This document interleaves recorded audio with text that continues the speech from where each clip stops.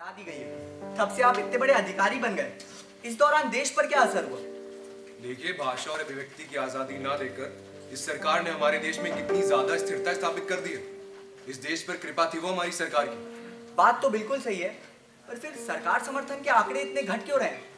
घट नहीं रहे हैं और हम घटने भी नहीं देंगे। हमारी एजेंसी इसका ध्यान रख रही है और आपके माध्यम से भी हम लोगों को ये समझाना चाहेंगे कि कानून सरकार के खिलाफ ना बोले, इसे ही कानून माने और विरोधी बातों को भाव ना दें।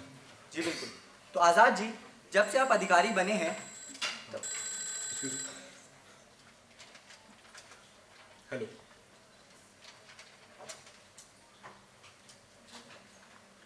क्या हुआ बाबा को?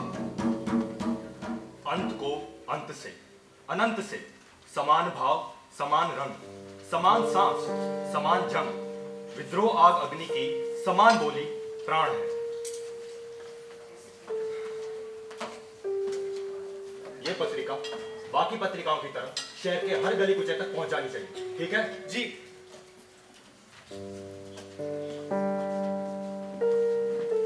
जवाब जब सवाल से मुश्किल हो जाए तब उत्पन्न होता है द्वंद्व, और द्वंद्व से जन्म लेती है चिढ़, द्वेष और असहनीय दर्द। मेरी पालतू गुड़िया जब मेरी उंगलियों के नीचे सहलती है, कुछ बोलती नहीं, केवल मेरे कृपा पर रहती है। मेरा मन हो तो जीने दूं या नहीं तो कुचल दूं उसके सपनों को कि वो कभी पिंजड़े के बाहर उड़ पाएगी। सच, झूठ, रोशनी, अंधेरा और सबसे गहरा रोशनी पर अंधेरे का दाग लेकर हॉस्टल 3 प्रस्तुत करता है ऐतराज।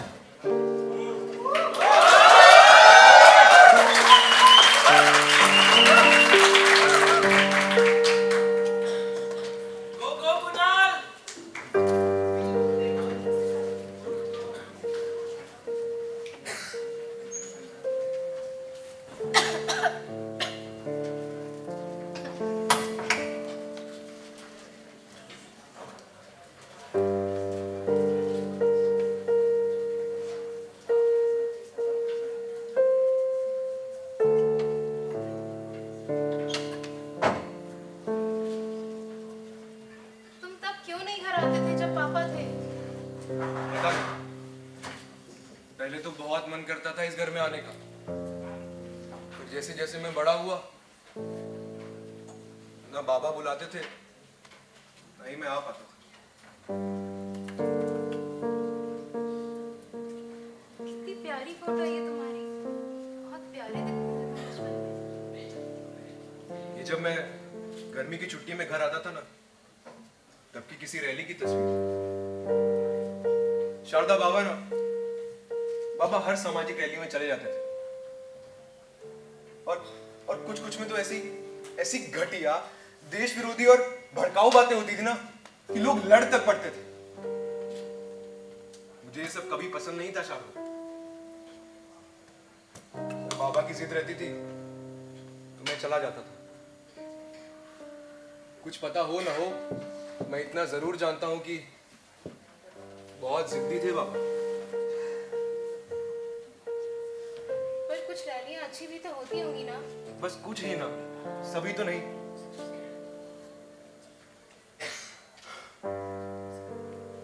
गर्मी की छुट्टियों में मैं जब इस घर में आता था तो यहाँ पर बैठकर मुझे पूरा दिन पढ़ाई करनी होती थी, बाबा कहते थे। और बाबा बहुत कम कभी अपने स्टडी से बाहर आते थे, लेकिन मेरी आज तक हिम्मत नहीं हुई शारदा कि मैं यहाँ से उठ जाऊं। तुम्हें पता है शारदा, बताओ। मैं आज तक कभी बाबा की स्टडी में नहीं जा पाया। अभी चले? नहीं, उन्होंने मना किया था। और वाजिब सी बात है, और मुझे अब ये चीज समझ में आती है कि हर चीज के लिए आजादी जरूरी तो नहीं है ना।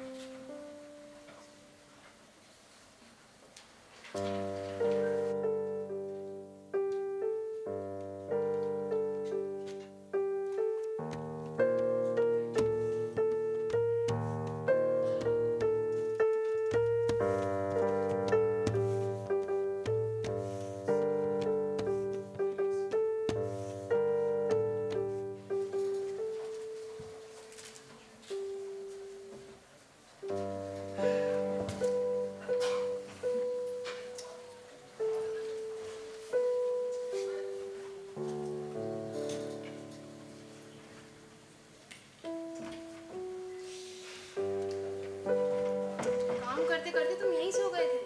टाइम क्या हुआ? 10 बज गए और मैंने बाबा के लिए आरती का सामान ले लिया है। ऊपर से बहुत प्रेशर है शारदा, और अभी बाबा का हादसा, सब कुछ कितना सही चल रहा था, अचानक से ये सब क्या हो गया, मुझे कुछ समझ नहीं आ रहा।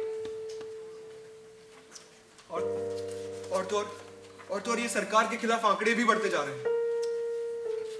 क्या बोल रहे हो आजाद? ये सब समेटो, और मैंने पहले भी कहा ना, इस बारे में अपन बात नहीं करेंगे। मैं तुमसे कुछ पूछ नहीं रहा हूं।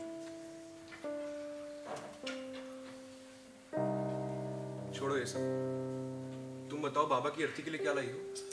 कुछ नहीं भाई। अरे दिखाओ।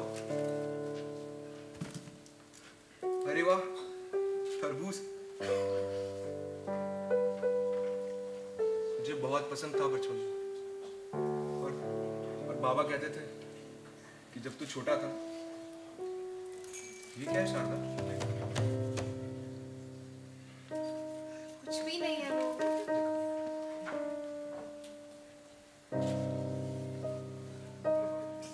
क्या है? शारदा बोलो, क्या है ये? शायद दुकान वाले ने तरबूज के साथ रख दिया था। और तुमने रहने दिया? तुम्हें पता है ना इसमें सरकार के खिलाफ बातें लिखी हुई हैं। पढ़ा है मैंने। पढ़ा है? कानून से वाकिफ हो ना तुम? क्यों नहीं होंगी? तुम्हारे साथ रहते रहते इतना तो पता चल ही गया। पागल हो क्या तुम शारदा? कोई अकल, कोई चेतना है कि नहीं तुम में? वो अलग बात होती है कि तुमने आवेश में आकर कुछ बोल दिया, मगर इस तरह की हरकत, जहां तुम मुझे, इस सरकार को और इस समाज को एक मौका दे रही हो कि तुम्हें विद्रोही घोषित कर दे। मैं तुम्हारी चिंता करता हूं शारदा, इसलिए कह रहा हूं, वरना जिस तरीके के तुम्हारे ये विचार है ना, अगर मेरे अपने बाबा भी होते ना तो क्या छोड़ देते? जैसे बाबा को। मेरे विचार किसी के मोहताज नहीं है आजाद, और मैंने शादी के समय ये शर्त रखी थी ना कि ना मैं तुम्हारी सोच के बारे में कुछ कहूंगी, और ना तुम कभी कोई कैसी भी कोशिश करोगे कि मेरी जबान पर तुम्हारी पकड़ हो।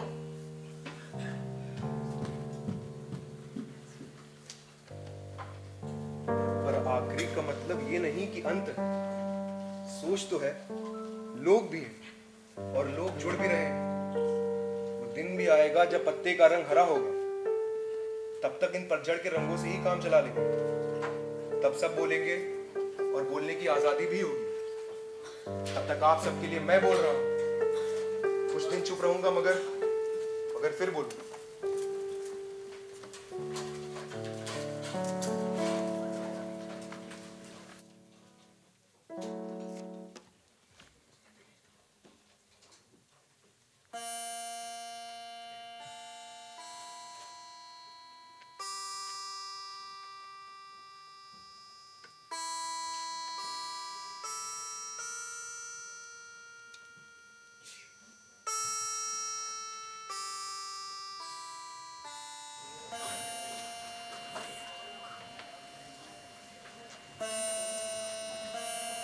शारदा,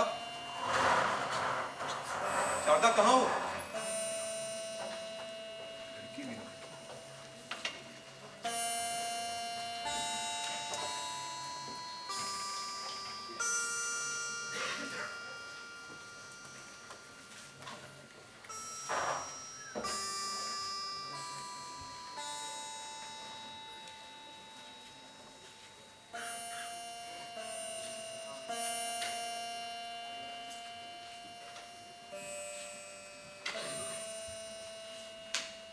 तुम कहाँ चली गई थी?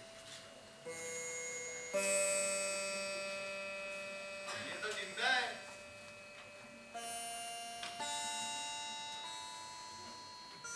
अरे सुनिए, आप कुछ लेकर तो जाइए। अरे नहीं, मुझे कुछ जरूरी काम है। वैसे आपके पिता भले इंसान थे, ख्याल रखिए अपना।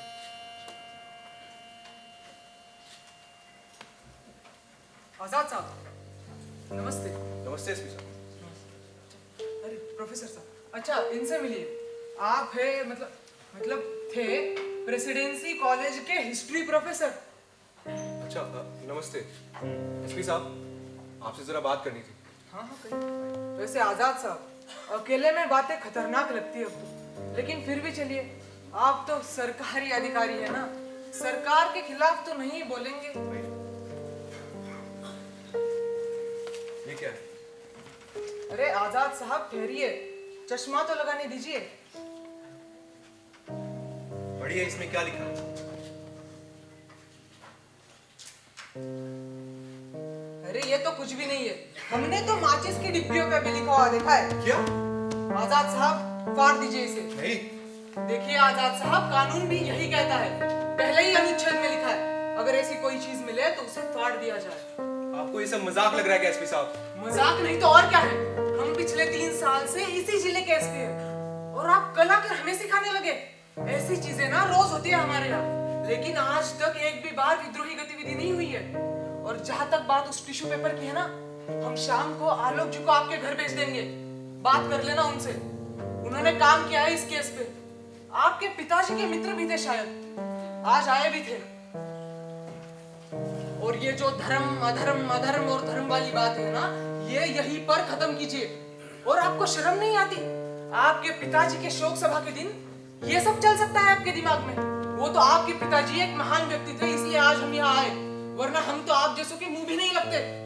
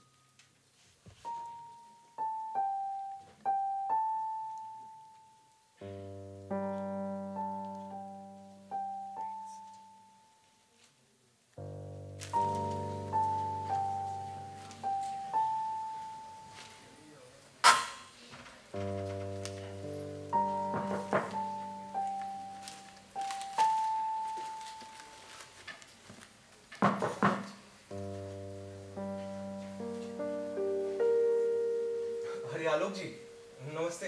नमस्ते नमस्ते। बैठिए। नहीं नहीं, मैं रुक नहीं सकता, दरअसल मैं एक जरूरी काम से आया था। सुनो। आलोक जी, आपको पता है आज के अखबार में विरोध पृष्ठ की मुख्य खबर कहाँ की है? हाँ? हमारे शहर सुल्तानपुर की। अच्छा जी। और यहाँ लगता है यहाँ के लोगों के पास है भी बहुत कुछ करने के लिए। एक बात बताइए आलोक जी, आपने इस पे काम किया हुआ है? वो दरअसल मैं किसी जवाब तक नहीं पहुंच पाया। अभी मैं थोड़ा व्यस्त हूँ। वो तो एसपी साहब ने कहा था कि मनोहर जी के लड़के से मिल के आई, इसलिए मैं आ गया। अगर आप बुरा ना माने तो मैं चलता हूँ। अच्छा, वैसे एक किताब है जो आपके घर में आएगी, बहुत जरूरी किताब है, उसको आप रख लीजिएगा। हाँ और कुछ नहीं, मैं अब चलता हूँ।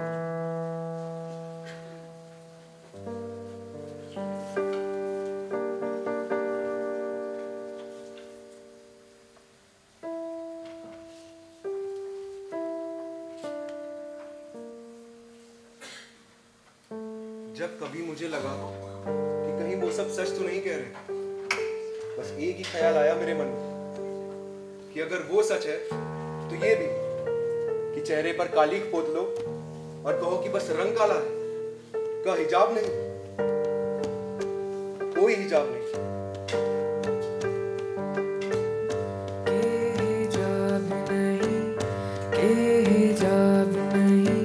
उससे छुपी हुई कोई बात नहीं, हिजाब नहीं, हिजाब नहीं, सब कुछ हुआ है फिर भी कोई बात नहीं, हिजाब नहीं, हिजाब नहीं। चाहे रंगों को छू लो, चाहे छू ले लबों को, चाहे रंगों को छू लो, चाहे छू ले लबों को, बोलना रे जानी बोला रे,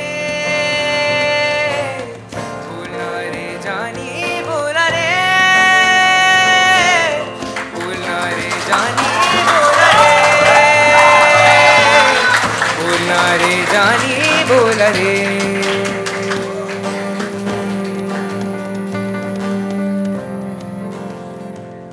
शारदा, मैं प्रोफेसर साहब के घर पे जा रहा हूँ।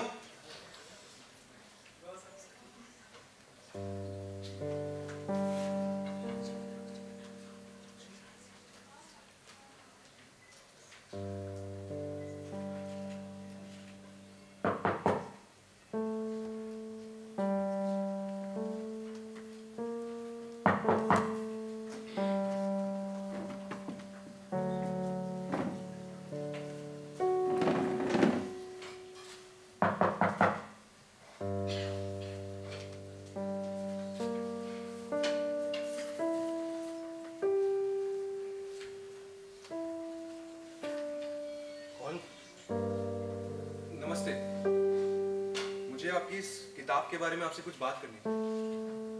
ये तो मैंने भाषा की स्वतंत्रता छिन जाने के पहले लिखी। मेरा भी इस विचारधारा से कोई लेना देना नहीं। हम बाबा की शोक सभा में मिले थे ना, मैं आजाद हूँ। कोई आजाद नहीं है यहाँ पर, कोई भी नहीं। मेरा काम है ये प्रोफेसर साहब, और आपकी ये किताब कानून तोड़ रही है। और अगर कोई भी सरकार के खिलाफ कोई भी भड़काऊ बयान लिखता है तो मैं उसकी तलाशी, यहाँ तक कि उसकी गिरफ्तारी भी कर सकता हूँ। आप तो आजाद है ना, जो चाहे कीजिए। वैसे आपकी ये किताब पढ़कर मुझे बहुत आश्चर्य हुआ। अच्छा, मुझे नहीं हो रहा। आखिर आधार क्या है आपकी इन दलीलों का? आधार की जरूरत नहीं थी तब। मेरे विचार, मेरी कलम। और इस देश की शांति की बर्बादी का क्या? देश बर्बाद बहुत पहले से था आजाद साहब। मेरी दरकार नहीं थी आपकी सरकार को इस गर्त में ले जाने के लिए। मैं तो महज एक आवाज था, एक ऐसी आवाज जो चीख चीख कर ये कह रही थी कि आग लगा दो इस देश को। नहीं, बिल्कुल भी नहीं।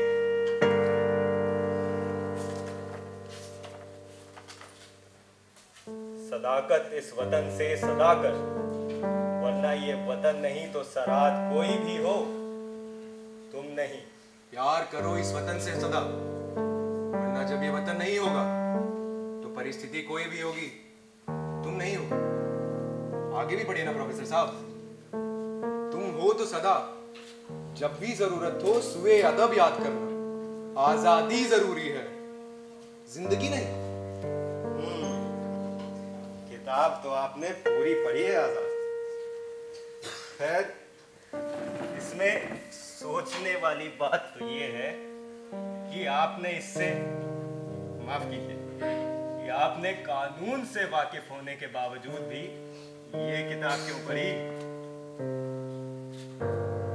अरे जवाब नहीं मांग रहा आपसे, चिंता मत कीजिए, इसकी भी आजादी नहीं है मेरे पास। और आप मांग भी नहीं सकते, मुझे देने की जरूरत नहीं है।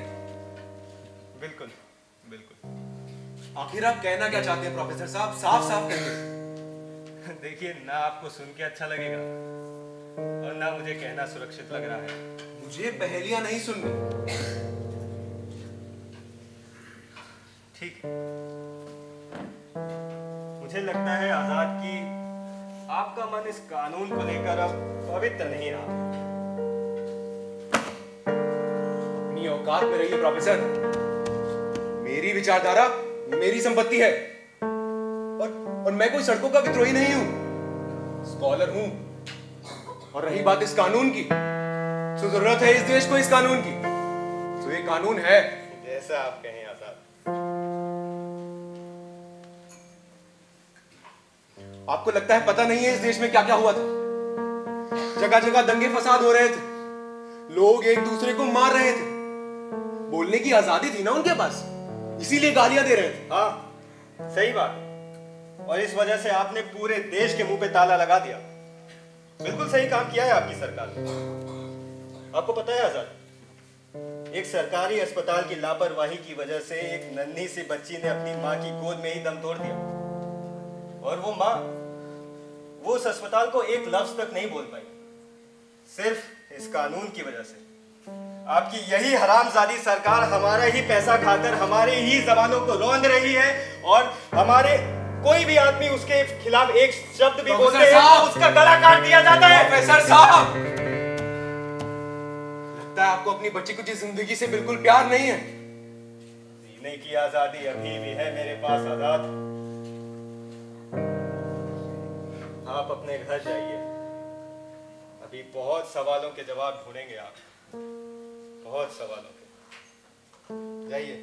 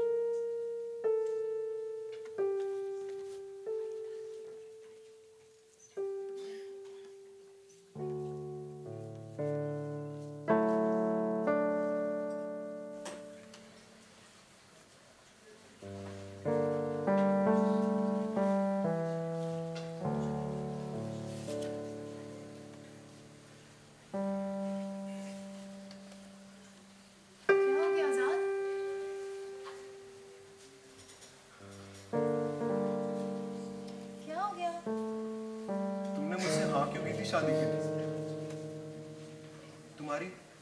तुम्हारी सोच तो मुझसे बहुत अलग थी ना, और अब भी हम कितना अलग सोचते हैं। आखिर हम साथ क्यों हैं? ये तो तुम बताओ। मेरे हिसाब से तो लड़ाई ही इसी बात की है कि किसे बोलने दे और किसे नहीं। चाहे तुम कुछ भी बोलो, चाहे वो मेरे खिलाफ ही क्यों ना हो, ना मैं ना मेरी सोच तुम्हें रोक सकती है। हालांकि आश्चर्य तो मुझे तब हुआ जब तुमने मुझसे पूछा था। तुम तो बहुत दृढ़ थे ना। शारदा बाबा, प्रोफेसर साहब, उनकी ये किताब, ये सारी बातें मुझे कुछ समझ नहीं आ रहा। मत सोचो आजाद, इतना मत हो इतना परेशान।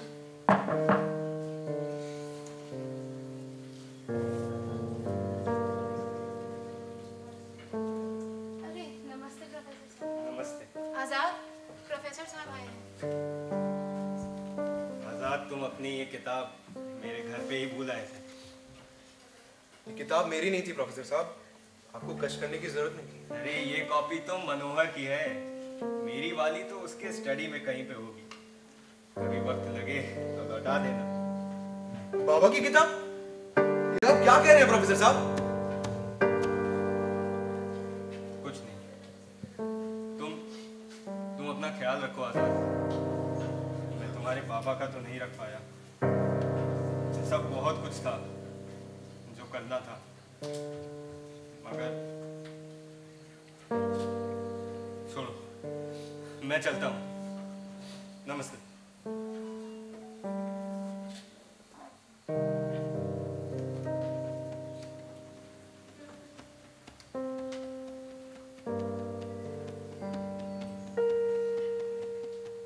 पर तुम्हारी विचारधारा आजाद,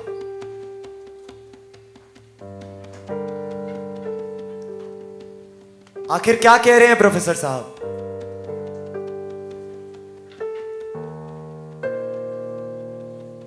बाबा ने तुम्हें यह आजादी नहीं दी थी आजाद।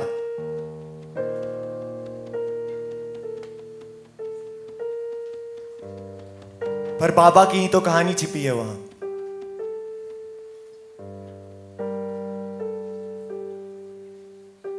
तुम्हारी सरकार के प्रति जिम्मेदारी भी तो है।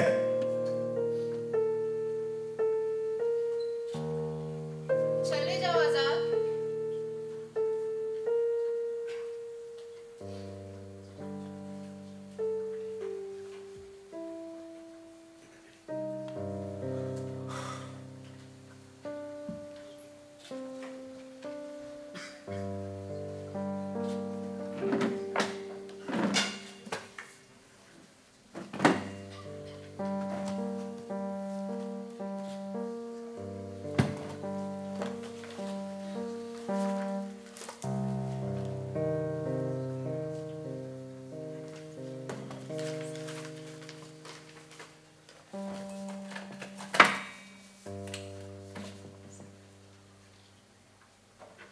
आजाद, एक पिता होने के बावजूद कुछ गलतियां मुझसे हुई, या शायद कुछ लोगों के साथ मिलकर मैंने वो गलतियां की।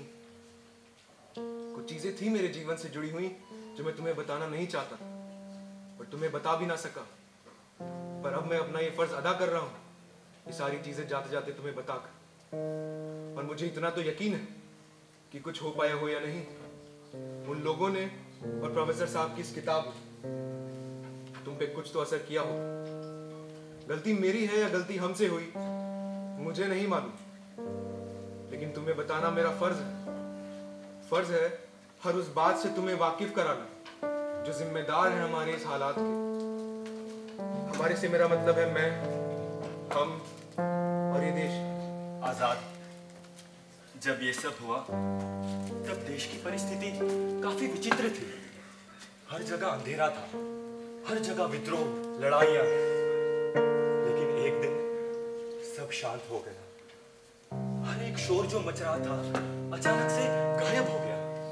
हर एक शब्द जो लिखा जा रहा था मानो किसी बादल ने धो दिया हो। उस रोज मैं घर पर ही था जब आलोक जी और प्रोफेसर साहब घर पर आए थे। ये सब खत्म हो गया मनोहर बाबू, आपको सच में आश्चर्य हुआ? अरे मुझे इतनी आसान हार की उम्मीद नहीं थी, और मुझे विश्वास है कि आपको भी नहीं रही होगी। वो जरूरी नहीं है, कुछ तो करना होगा ना। मैंने पहले ही कहा था तैयारी करके रखो। आलोक की आदत थी बात बात पे राय बनाना और बदलना। हालांकि उस वक्त पर हमें उसकी जरूरत भी थी। सफेद कागज पर कुछ लिखना भी मना है अब हमें। नागरिक अब सोच बोल तक नहीं सकते। मनोहर, हमारी आजादी छीन ली गई है। देखो, तुम्हें शांत रहना सीखना होगा, और सिर्फ सफेद कागज पे। अरे मनोहर, देखो हम जो भी करें तुम्हारे शांत स्वभाव की हमें जरूरत पड़ेगी। जरूरत पड़ी तो पत्तों के टुकड़ों पर लिख देंगे, मगर हमें शांत नहीं होने दे सकते। आजाद, तब हमने तय किया था कि चाहे कोई भी परिस्थिति हो, बोलना जरूरी है। सही गलत मुझे फर्क नहीं पड़ता। और तुम्हारी परवरिश, बहुत छोटे थे तुम जब ये सब हुआ, तुम्हारी समझ नहीं बन पाई थी। और सच बताऊं तो मुझे बड़ी देर बाद पता चला कि कितनी बड़ी गलती हो गई है मुझसे। तुम्हारी विचारधारा मुझसे काफी अलग थी। दिक्कत नहीं थी मुझे उससे, पर तुम्हें समझाना मेरा फर्ज था, वो रह गया। फिर जब हमारे अभियान का एक अध्याय खत्म होने को आया, तब परिस्थिति कुछ पहले दिन जैसे ही थी।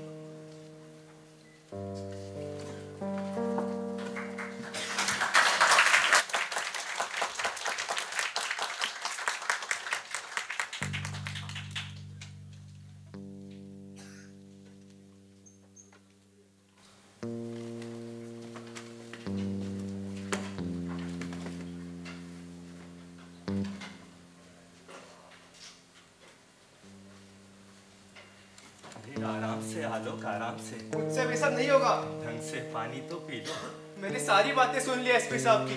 सर, मेरे से जितना हो सकता था मैंने कर लिया। आखिरी रास्ता तो है ना हमारे पास, क्यों डर रहे हो? आपके लिए सब इतना आसान कैसे है? मैं वो कर रहा हूँ जो जरूरी है। लेकिन आपको इसके लिए आपको आत्महत्या करनी पड़ेगी, वो भी इस मामूली पत्रिका के लिए। आलोक, नहीं है। सरकार की नजर अब भी मुझ पर है। मेरा जिंदा रहना हमारी कोशिश को संकट में डाल सकता है, और पत्रिका को प्रोफेसर साहब संभाल लेंगे। देखो, तुम्हें आजाद को मेरी कहानी सुनानी होगी। मुझे फर्क नहीं पड़ता कि वो क्या चुनेगा, पर अगर मैं शांत रह गया तो मैं अपनी ही जंग में हार जाऊंगा। पर देखो, मेरा एक आखिरी काम कर दो। प्रोफेसर साहब आजाद तक एक खत पहुंचा देंगे, तुम्हें बस आजाद को उन तक पहुंचाना है। आखिरी बात मान रहा हूं।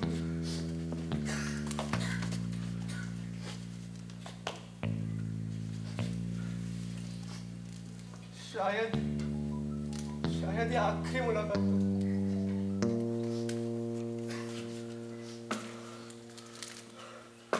आखिरी तो सही, लेकिन अंत नहीं था वो।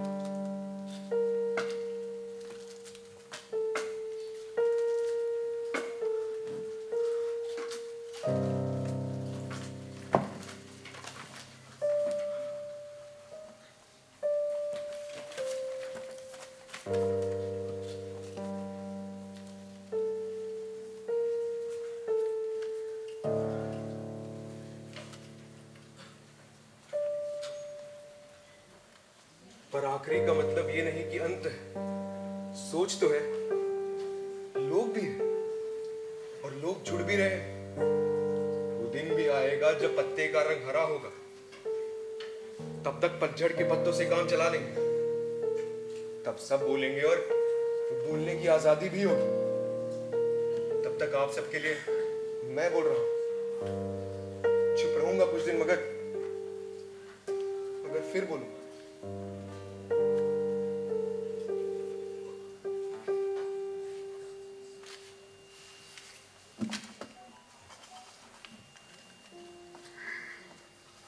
आजाद, मेरी किताब।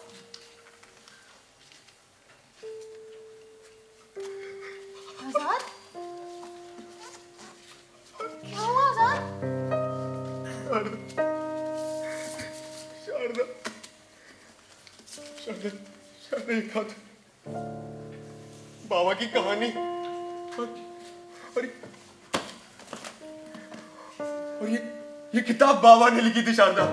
बाबा ने इसकी एक एक बात कानून के खिलाफ है। पर पता नहीं क्यों मुझे ये लग नहीं रहा कि इसकी सारी बातें पूरी तरीके से गलत है। मेरे मन में अब सवाल तो ये उठने लगा है कि आखिर मैं होता कौन हूं बाबा के लिखे हुए पे कुछ बोलने वाला, और हमें बोलने की आजादी ही नहीं। यही तो बात है आजाद। सरकार ने बोलने की आजादी नहीं छीनी है, सिर्फ कुछ ही लोगों को दी है। शारदा, बाबा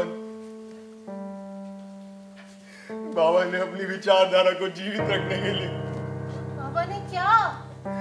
बाबा ने अपनी विचारधारा को जीवित रखने के लिए आत्महत्या कर ली। क्या?